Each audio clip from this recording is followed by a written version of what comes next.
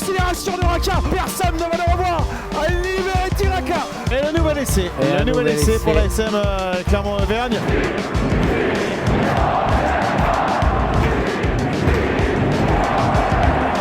Salut et bienvenue dans l'épisode 14 de la saison 2 du podcast Ici Montferrand, le podcast qui s'intéresse à l'actualité de l'ASM Clermont avec aujourd'hui Christophe Buron, Arnaud Clergue et Valérie Lefort. Messieurs, bonjour. Bonjour Marcel.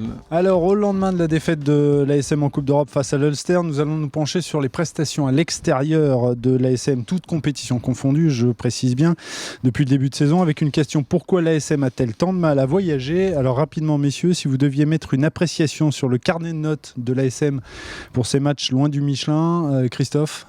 Loin du Michelin, une note sur 10? Une note ou une appréciation? Oui, entre 3 et 4, pas plus pour l'instant. Arnaud? Médiocre, et peut mieux faire, et doit mieux faire. Valérie? Bon, ils ont tout dit. Hein. D'accord, tu fais un condensé donc.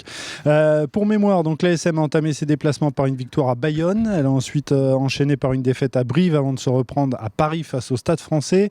L'ASM a de nouveau chuté, cette fois à Bordeaux, avant de mordre la poussière en terre toulousaine. Et puis le dernier déplacement en date, donc le voyage face à l'Ulster. Comment analysez-vous ce parcours plutôt chaotique de l'ASM lorsqu'elle joue à l'extérieur? Alors sur Twitter, Christo a écrit tout à l'heure: manque de sérieux et d'unité. Il y a un peu de ça? Probablement, il y a un manque de cohésion sur le début de saison, dans la mesure où il manquait les internationaux qui étaient au Japon. Il y avait 2-3 joueurs à intégrer, des jokers Coupe du Monde, même s'il y en a quelques-uns qu'on n'a pas beaucoup vus sur le terrain. Mais ce qui symbolise un petit peu ces difficultés à l'extérieur et dans des contextes un peu hostiles, notamment celui de vendredi à Belfast, c'est les entames de match ratés, quoi. C'est ces pannes de réveil qu'on a déjà notées, mais qui sont un peu récurrentes. Hein. Les 20 premières minutes en Ulster ressemblent étrangement aux 20 premières minutes à Toulouse. Donc il y a vraiment un souci d'implication dans le combat, parce que bon, pour avoir Brive et ailleurs. Et à Brive bien évidemment. Bayonne c'était déjà compliqué. Ils étaient menés 14-3 ou 12-3. 14-3 après 12 minutes de jeu. Après 12 minutes de jeu. Bon, ils ont resserré un peu les boulons et ils ont fini par s'imposer. Mais il y a vraiment un problème de concentration, peut-être d'implication mentale pour affronter des équipes qui leur font la guerre dès le coup d'envoi. C'est ce que disait Camille Lopez après le match à Belfast. Lui, bon, avec son œil neuf de joueur qui arrive de la Coupe du Monde, il n'a pas vécu tous ces matchs avant, celui à Toulouse, hormis, mais bon voilà, il pense que c'est ça. Mais ce qui est un peu gênant, c'est que c'est récurrent, quoi. Ça revient systématiquement. Je ne peux pas imaginer que le discours d'Azema ou de Gouta ne passe pas, ou que les joueurs n'écoutent pas. Mais bon voilà, il y a cette espèce d'absence qui revient régulièrement, et les joueurs n'ont pas de... Il n'y a pas de... Comment ? Ils n'apportent pas d'explication. Curieusement, il y a le match au Stade Français, que l'ASM gagne, mais ils sortaient de 2 défaites, donc ils se sont dit... Ouais, puis chez un canard boiteux. Chez un canard boiteux. Mais on avait senti un autre engagement parce qu'ils étaient obligés de gagner. Sur les autres matchs, on n'a pas senti l'engagement qu'ils avaient mis sur la pelouse de Jean-Bouin. On va rappeler qu'en 6 déplacements, l'ASM s'est inclinée à 4 reprises cette saison. Elle a encaissé 19 essais, pris 6 cartons jaunes. Il y a aussi peut-être un problème de discipline, non? Un petit peu de discipline, ouais, notamment sur... alors ça s'est peut-être un peu régulé là, mais sur le début de saison, ce qui a été marquant, surtout que l'accent avait été mis là-dessus par les arbitres, c'était tout ce qui était plaquage un peu haut. Ils ont quelques spécialistes à l'ASM de coupe de plaquage, de plaqueurs un petit peu haut. Donc la discipline explique aussi cela. Ce que je voudrais dire aussi, c'est que ce qui est curieux, c'est que ces pannes de réveil, ça ne correspond pas à leur problématique de l'année dernière. Souvenez-vous, c'était au contraire des débuts de match puis au plancher où ils prenaient... c'était à l'heure de jeu où ils avaient des problèmes. Mais ils avaient des trous d'air. Des trous d'air, mais en deuxième période. Là, c'est un trou d'air d'entrée. C'est-à-dire que la prise n'est pas branchée. L'oxygène n'arrive que de 20 minutes. Et après, c'est pas les 4 défaites. Moi, je les trouve pas... C'est pas alarmant. C'est pas un souci, mais c'est ce fameux contenu de c'est la début manière de match. qui inquiète plus. C'est le contenu, oui, tout à fait. Et puis, surtout sur un début de match. Qu'on puisse avoir un coup de pompe physique ou mental au bout de 50 minutes ou 1 heure de jeu, ok, ça peut arriver, on l'a déjà vu. Mais là, ils sont pas au rendez-vous au départ. Et là, on l'a senti tout de suite en Ulster, quoi. Un ballon tombé, une cagade, une pénalité. On dit hop, ça y est, c'était reparti. Et... C'est vrai que ce coup d'envoi, il est insupportable, quoi. On sait l'importance de pas jouer dans son camp face à, surtout sur un coup d'envoi la première minute, quoi. Et puis tu sais que vont arriver les buffles, là, les Codzé et compagnie. Ça va te taper dedans, voilà. Donc ça arrive tout de suite, c'est compliqué après. Il y a vraiment un problème d'application totale par rapport à ce que proposent les adversaires. Et puis on sait très bien que les Irlandais n'ont pas vous proposer. Tu l'avais souligné dans un retour après le match de Toulouse, tu soulignais peut-être aussi l'absence de manque de joueurs de caractère dans cette équipe. Ouais, et les joueurs de caractère aussi, tu les as pas en ce moment. Un Vahamaina ferait du bien à la SM dans les zones de combat. Lapendry est absent. Fischer est là, mais il est blessé. Enfin, ces joueurs de caractère, ces grognards, tu les as pas et ça manque un peu aussi. Ça manque un peu peut-être de joueurs tauliers et indiscutables, incontournables. Peut-être plus dans le 5 de devant. En plus, ouais, tu parles de... dans le 5 de devant, parce qu'en troisième ligne il y a des joueurs, bon, même si en ce moment ils ont quelques problèmes d'effectifs. Bah là, depuis le début de saison, c'est clair que tu as eu le départ de Kaiser, qui sur ce terrain n'a pas forcément été remplacé, et puis Vaha qu'on n'a pas vu encore, donc voilà. Et Parra qui n'était pas titulaire là, donc voilà, il y a beaucoup de tauliers qui n'étaient pas là. On parle des joueurs, ce sont eux qui bien évidemment sont sur le terrain, mais est-ce qu'on peut parler aussi du staff et de leur part de responsabilité? Enfin, je pense notamment à c'est toi Valérie qui parlais dans un article ce matin, me semble-t-il, où tu disais qu'il y avait des confrères irlandais qui s'étonnaient de la titularisation de la charnière Ledlow-McIntyre. Ils avaient vu le match des Harlequins à la télé comme tout le monde, donc bon, c'est vrai que Camille Lopez notamment et même Morgan avait performé, avait été très bon sur ce match-là, donc ils n'ont pas compris qu'il soit pas installé derrière, et puis faire débuter. Alors c'est facile à dire après, hein, il y a qu'à Faucon, il y en a plein. Hein. Est-ce que ça vous a surpris quand même? Plus pour le poste de 10, voilà. Peut-être. Le poste de 9, ça pouvait se comprendre dans le sens où, en plus, Ledlow connaissait parfaitement l'endroit. Il avait joué de nombreuses fois avec Glasgow, donc c'était pas pour lui une découverte. Et si je dis pas une bêtise, c'était une charnière inédite. Oui, ils n'avaient jamais joué. 24 minutes à Toulouse. Ils avaient joué la fin de match ensemble à Toulouse. McIntyre, premier match de Coupe d'Europe, c'est pas l'endroit le plus simple. Ce qui est un peu curieux, c'est que ça ressemble un peu à une récompense pour lui, mais voilà, faut pas oublier que c'était le seul joueur qui n'était pas rentré contre l'Harlequins, alors qu'il était sur la feuille. Et eu égard à son début de saison où il a quand même bien tenu la baraque, il a été performant. Est-ce que là ils ont voulu lui faire plaisir, et en même temps, enfin lui faire plaisir, je m'entends, en plus le tester dans un cadre qu'il n'avait encore jamais connu, donc c'était le moyen de voir ce qu'il valait à ce niveau-là. Le pauvre, il n'a pas marqué des points par contre. Oui, après tu peux pas juger un joueur sur une heure de jeu, c'est pas possible. On a vu d'autres qui ont planté des matchs. Surtout derrière un pack qui a été dominé et qui a perdu clairement le combat, au moins pendant les 20-25 premières minutes. C'était très compliqué. Même si la suite a été un petit peu mieux. Et c'est vrai que McIntyre. Non, mais le delta se fait dans le sens où, quand on a vu rentrer, c'est vrai que la charnière qui est rentrée après l'heure de jeu, ça a fait du bien. Donc là, on se dit peut-être qu'il y avait un petit truc à faire, autre chose. Même les deux ont été moyens. Pour avoir revu le match un peu plus tard que ce matin, il y a deux passes de Ledlow qui finissent, qui sont pas assurées sur des lancements. Et tout un tas on a senti un manque d'automatisme et de repère et de cohésion dans cette ligne de 3 quarts qui n'a jamais pu se mettre en état de marche. Donc il n'y avait pas que la météo qui les gênait. Est-ce que c'était la météo? Je pense que plutôt que c'était la pression irlandaise, mais ils ont eu du mal à s'en défaire en tout cas. Pas trop la météo, je pense pas non plus. Mais finalement, pour terminer, est-ce qu'on peut pas dire que l'ASM paye les conséquences aussi d'un calendrier qui n'a ni queue ni tête en cette année de Coupe du Monde? Alors sur ce match-là, je répète, j'ai bien essayé de voir ce que je n'avais pas vu en direct. Il y a deux choses. D'abord, c'est vrai qu'on n'a pas trop signalé, mais l'arbitre a quand même les a pas aidés. Dans les zones de rec, il y a quand même eu des choses un peu curieuses. 2-3 fois. Qu'on voit pas nécessairement dans cette compétition. Il a vraiment laissé faire les Irlandais. Il y a eu notamment je crois que c'est le deuxième essai ou le premier. Il y a un plongeon à 1 mètre de déblayage. Alors là, en top 14, c'est sifflé tout de suite. Donc pas aidé. Et puis faut reconnaître que si l'ASM a perdu le combat, il y a eu des joueurs qui ont été en dessous de leur niveau. Il y a des déceptions. La première ligne par exemple, moi la première ligne, la première, pas la deuxième, parce que la deuxième a plutôt été bonne. Elle a même permis, comme tu le signalais, de ramener un point de bonus. La première a pas été très très bonne, et je me suis souvenu d'une réflexion très récente de quelqu'un qui me disait mais j'ai vu les stats des piliers toulousains contre l'ASM, c'était 12 plaquages chacun et des courses, alors que nous les nôtres là ils n'ont vraiment pas performé ni dans le déplacement et pas trop en défense non plus. Donc on a vraiment un souci à ce niveau là de joueurs alors est-ce qu'ils sont fatigués, est-ce qu'ils sont...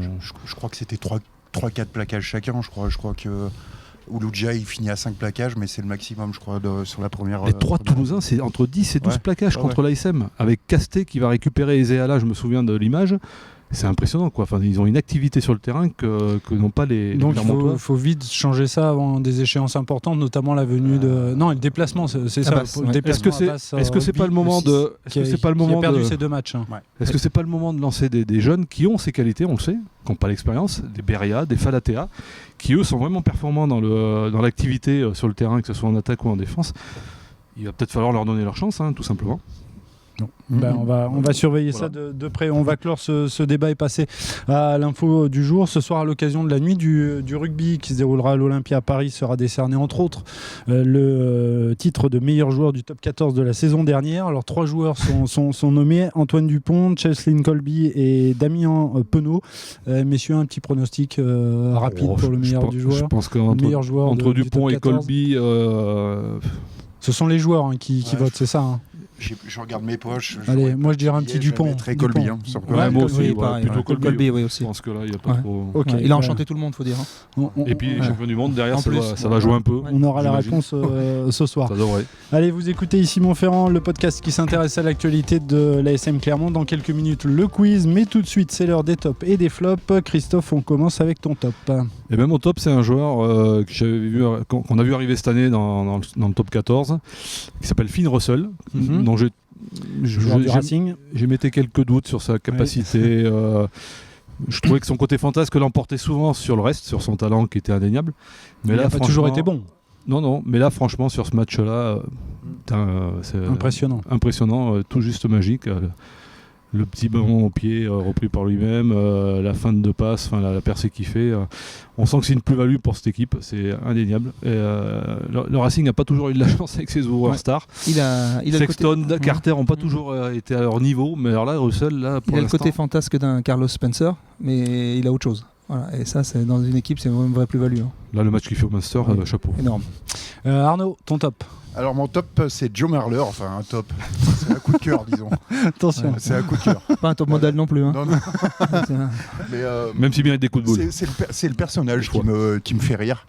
Et notamment, là, sa dernière interview donnée à un média anglais avant le match contre Basse.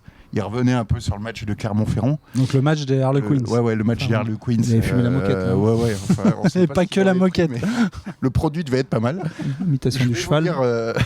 En imitant le cheval. Je vais vous lire son discours de mobilisation pour ses partenaires. Nous avons encore 1 semaine pour remonter à cheval. Nous pourrons prendre ce cheval, l'amener dans l'eau et lui dire « Hé cheval, tu veux boire un coup, tu veux manger ?» C'est ensuite au cheval de voir ce qu'il veut. Nager, oui, exactement.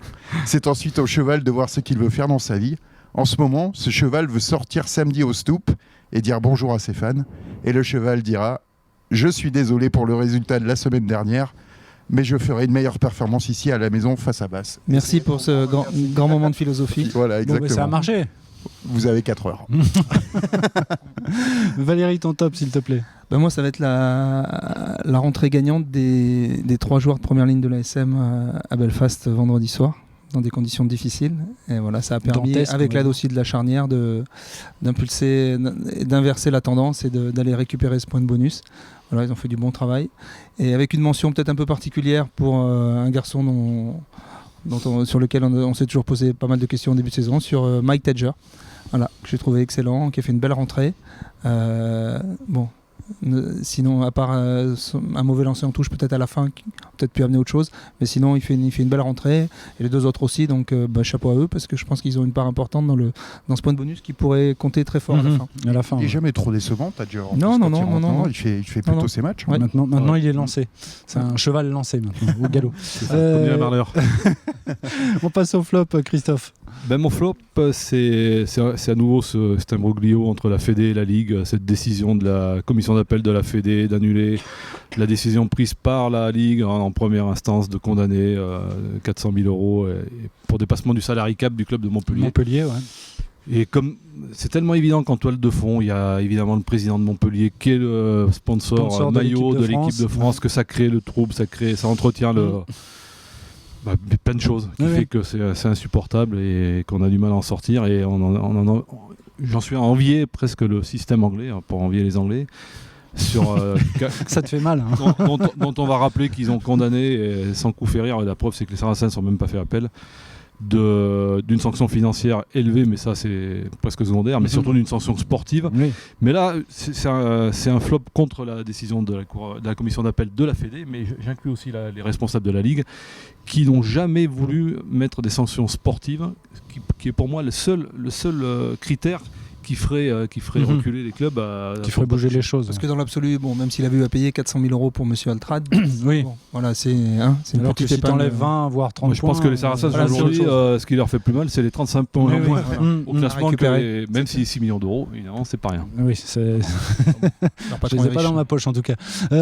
Flop, Arnaud. Alors mon flop, c'est Pierre Bourgarit, le joueur de La Rochelle qui a été coupable d'un vilain geste. Une fourchette face à Sale. Je croyais que ça n'existait plus. Un geste d'un autre temps. Pris par la patrouille à 38e minute Présumé, de jeu. il faut quand même rester prudent.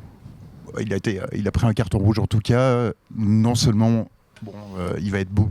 Ça va être revu par les commissions. S'il est coupable, s'il est reconnu coupable de ce geste, il va prendre cher. À mon avis, c'est minimum 3 mois. C'est minimum 3 mois. Et en plus, il coûte la victoire à son équipe. David Il y Atout avait avait pris 72 semaines. Voilà. Ah oui, d'accord. Et Dupuis, 6 mois, je crois, un truc comme ça. Ouais. Et là, en plus, il coûte la victoire à son équipe. Il y avait encore 17 avant ce carton rouge. C'était la 38e minute. Enfin bon, voilà. Allez, dernier flop, Valérie. Alors moi, je voudrais faire un petit clin d'œil à M. Pierre Villepreux, ancien entraîneur de l'équipe de France et du Stade Toulousain, qui parlait de l'intelligence situationnelle des joueurs. Et un truc qui m'a agacé profondément vendredi soir, à l'ASM, en fin de match, ils ont 2 pénalités. Parce qu'ils sont le long de la ligne, et c'est Camille Lopez, qui est gaucher, qui s'y colle. Alors, dans le rugby d'aujourd'hui, on pense à tout. Il y a les drones, les joueurs sont pesés, sous-pesés, on regarde GPS, ce qu'ils mangent, tout, GPS, ouais. tout est calculé. Et là, il n'y a personne qui a la faculté de dire, mais non, là, il faut un droitier pour pouvoir s'ouvrir l'angle et rentrer dans les 22. Bon, il se trouve qu'ils ont perdu après les 2 ballons. Mais je pense que le fait de rentrer dans les 22, ça peut être plus simple. Et c'est pas la première fois. Et ça, je comprends pas qu'il y a un moment, il y a un garçon comme Toyava qui est derrière, qui a un superbe coup de pied. Voilà, est-ce qu'on dit que c'est toujours le 10 qui doit taper Mais bon, quand on est dans un coin comme ça à gauche et qu'on fait taper un gaucher, forcément on se ferme l'angle. Et donc il a trouvé 2 touches presque ridicules, de 10-12 mètres. Mais c'est pas de sa faute. Voilà, il peut pas faire de miracle, il tape avec son pied gauche. Si c'est un droitier, on s'ouvre l'angle, c'est juste différent. Et ça, je comprends pas bien. Pour avoir posé la question, le staff dit c'est du ressenti des joueurs, c'est eux qui choisissent. Alors est-ce que Toyava se sent pas à ce moment-là on ne lui demande pas de jongler ou de... Voilà, c'est juste de taper un coup de pompe. Je pense que ça doit pouvoir se faire. Dans ses cordes, pour un mec qui a une trentaine de sélections chez les Blacks, ça doit pouvoir se faire. Et ouais, avec un angle ouvert, sans forcer, tu gagnes 10 mètres de plus. Voilà. Allez, ce podcast est bientôt terminé, messieurs, mais avant de nous quitter, donc place au quiz. On va commencer avec le jeu du parcours. Je vais vous citer des noms de clubs, cela correspond à un joueur, à vous de le trouver. Alors si je vous dis Grenoble, Clermont, Stade Français, Toulon et Grenoble. Donc retour à l'envoyeur. Vous me dites Grenoble, Clermont, Stade Français, Messina. Toulon et Grenoble, Messina. Geoffroy Messina qui compte un titre de champion de France avec le Stade Français, c'était en 2007. Qui a déclaré, petite déclaration, la musculation ce n'est pas ma tasse de thé et ça se voit, je ne suis pas le joueur le plus musculeux du top 14. Tadger. C'est un joueur de l'ASM, non, c'est pas Tadger. C'est pas marrant. Ah oui, c'est vrai qu'il aurait pu. C'est un demi-point. Penaud Penaud, non. C'est plus dans le pack. Bérigaraï. Non. La penderie? Non, pas la penderie. Bon, c'est pas Yato quand même. Non, pas Yato. Non. Il en fait un peu. Français. C'est un Français?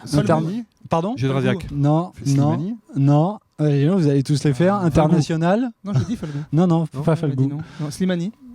Non. Non plus. Il a été dit. Bon. Vamaina. Arthur. Turia, qui est pas. C'est vrai, hein, il est pas fan. Il l'avait dit, il l'a dit plusieurs fois d'ailleurs. Ça n'a pas été bon d'ailleurs. Alors là, c'est pas qui a déclaré, mais qui a écrit. Qui a écrit « J'ai été comme tous mêlé à plusieurs échauffourées, mais globalement, j'arrivais toujours à garder mes nerfs et les dérapages étaient extrêmement rares. J'ai mis bien plus d'essais que de marrons dans ma carrière. » J'ai mis qu'une mort, je plaisantais. C'est pas que de mort. Non, je plaisantais. C'est un Clermontois, non? Oui, c'est un Clermontois. Il se plus d'essais que de marron. Ouais. Un vieux Clermontois. J'ai mis bien plus d'essais que de marron dans ma carrière. Rogerie Saint-André? Rougerie, non, c'est Aurélien Rougerie. Rougerie, Ah oui, dans il a sa dit ça. biographie, ma vie en jaune et bleu. D'accord. Rappelons qu'il a pris un seul carton rouge, je crois, Oui. dans sa carrière, c'était à Agen. Agen. Et il en parle d'ailleurs dans sa biographie. Heureusement qu'il a mis plus d'essais que marron parce qu'il aurait mis beaucoup de marron. Oui, c'est vrai, il aurait dû en mettre beaucoup. Oui. Il aura pas joué souvent. Ouais, il a expliqué aussi qu'il il faisait ça en douce et qu'il essayait de feinter les arbitres. Allez, on termine avec le prochain adversaire de la SM Clermont-Auvergne, à savoir donc l'équipe d'Agen. Messieurs, je vais vous demander de me citer les 5 joueurs ayant porté les couleurs du SUA qui comptent le plus de sélections en équipe de France. Alors, ça n'a rien à voir avec la SM. C'est là. Forcément. Alors, Berbizier. Yacela, Berbizier. 111 sélections, Berbizier 56, donc il en Benetton. manque. Benetton Benazi. avec 59, Benazi. Benazi 78 Et il en Krinka. manque un. Il en manque un. Jean-Jacques Crinquin. Non. Pas Krinka. Il en a, mais je crois qu'il doit être Dubroca. 39. Ah oui. Dubroca, non. C'est pas Daniel Dubroca. Berbizier. Après, ils ont des sélections, hein, mais pas, ils font pas Gélez. partie des François Gélez. des non. 5 joueurs les plus. Non, pas Il Gélez. a pas fait une grande carrière. Lui. Alors c'est un joueur, honnêtement. Alors moi je suis pas un expert loin, je suis pas un expert comme vous, mais je me souvenais pas qu'il avait joué à Agen. Bon, vous le savez, mais C'est pas la maison quand même. non, pas la maison. Parce que c'est un joueur qui est plus connu pour le grand public, et je me mets dedans, De notre club. d'un autre club. Emans. Cédric Emmans, Oui, c'est vrai. qui compte 59 sélections, lui aussi, sous le maillot d'Agen. Voilà, eh bien écoutez, cette émission est maintenant terminée. Vous pouvez nous suivre sur les différentes plateformes de podcast et sur notre chaîne YouTube. Messieurs, merci beaucoup et à lundi prochain. Merci, à bientôt. Au revoir. Merci, Au revoir. salut. Bonne Salut à semaine. tous.